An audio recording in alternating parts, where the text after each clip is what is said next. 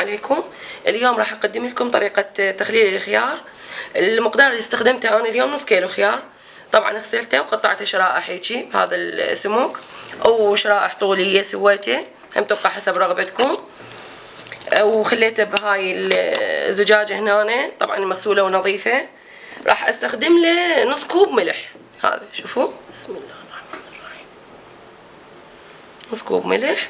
على هذا النص كوب راح اخليه مي. بسم الله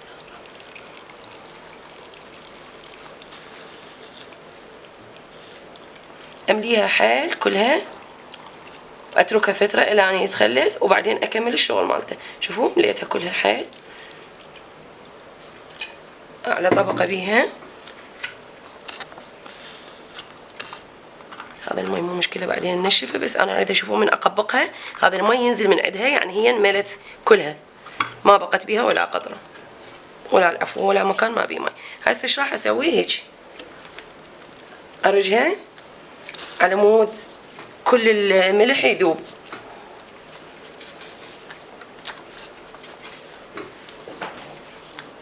طبعا هم التخليل يعتمد على حرارة الجو. شوفوا هاي ذاب الملح، من اشوفها بدت الخيارة يتغير لونها، يعني بدت اخذت التخليل مالتها. طبعا اذا خليتيها فترة طويلة راح يصير عندك خيارة حيل مستوية، بس احنا نحبها بيها شوية قرطة، فان شاء الله من تجهز اشوفكم اياه. هذا الخيار صار جاهز عندي، خليته يومين. شوفوا لونه شلون صار هيجي، وشوفوا شلون طفى لي فوق، لان هذا المي تركيزه عالي الملح بيه، ولون المي حتى تغير، ولون الخيار هذا هيك صار. يومين قلت لكم هم تتبع درجة الحرارة، يعني حرارة الجو عندكم. هسه ايش راح اسوي؟ راح اصفيه من المي. بسم الله الرحمن الرحيم. افتحه، شوفوا ما بي اي صوت. راح ادير المي بس.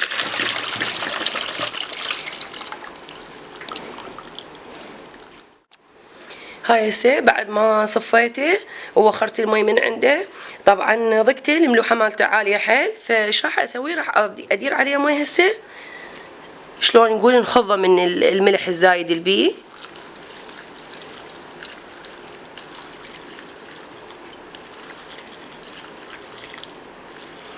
هيجي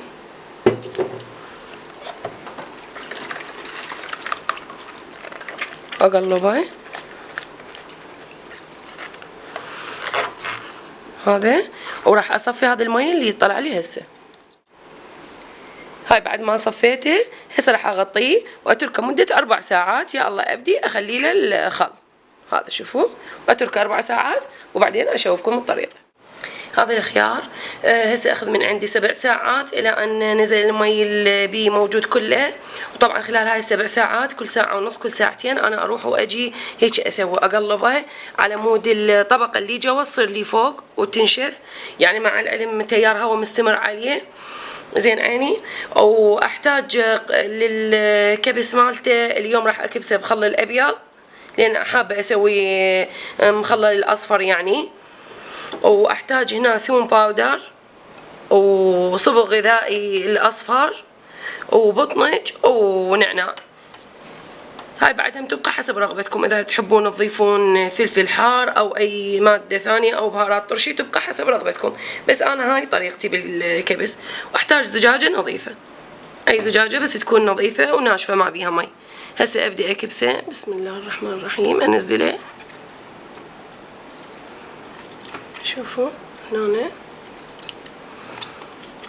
البعض يستخدم بالطرشي السريع شغلة يخلوه بمي على النار. انا ما افضل هاي الطريقة لان تروح القرطل بالطرشي، يعني يصير كلش دايب، فما افضلها.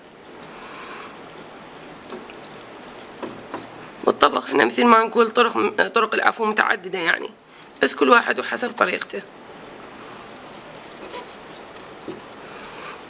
انا اقطع بهذا الشكل الخيار على مود من تجين تردين تشيلين من عنده براحتك، ما تظلين تقطعين بيه وين مرد شكل الخيار. هو مقطع وجاهز عندك، هم اسهل وهم شكله اجمل. شوفوا هاي هيك تضغطون عليه.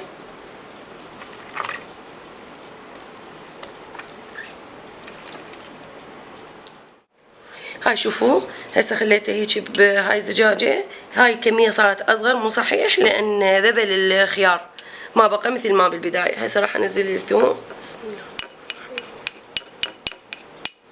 وشوية من الملون الغذائي حتى بعدين أشوفه.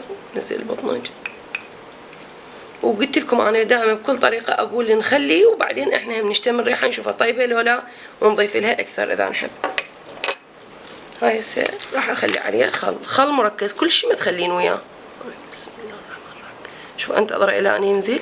ليش خليتين أنا هذني قبل الخل؟ حتى الخل وراح ينزلين الباقي الطبقات المخللة. أحركها هيجي. طبعا الخل لازم يطفو على الخيار يعني هيجي تحركيه.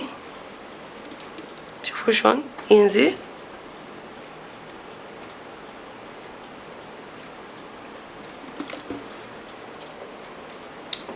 احركه هيجي.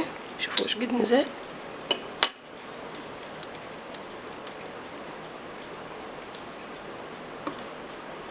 حتى تطلع هاي الفقاعات كلها. هسه راح اغلقها وارجها واشوف. هيك ارجها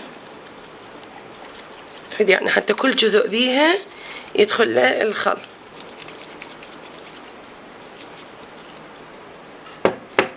شوفوا بعد ما رجيتها راح افتحها. شوفوا الخل شلون نزل عندي.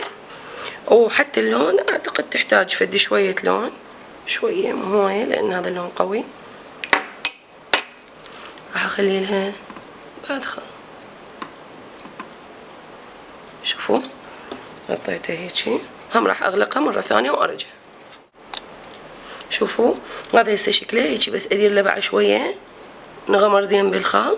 هذا شوفوا القطع كلها مغمورة. شوفوا شلون هيك مغمورة وريحته شميتها هم كلش طيبة. هاي اسده اخليه فد مقدار ساعة برا. هسه هذا صار جاهز راح اخليه بالثلاجة مدة يوم واستخدمه يصير طعمه اطيب طبعا. ولا تنسون اشتراك بقناتي والاعجاب. مطبخي فيرست.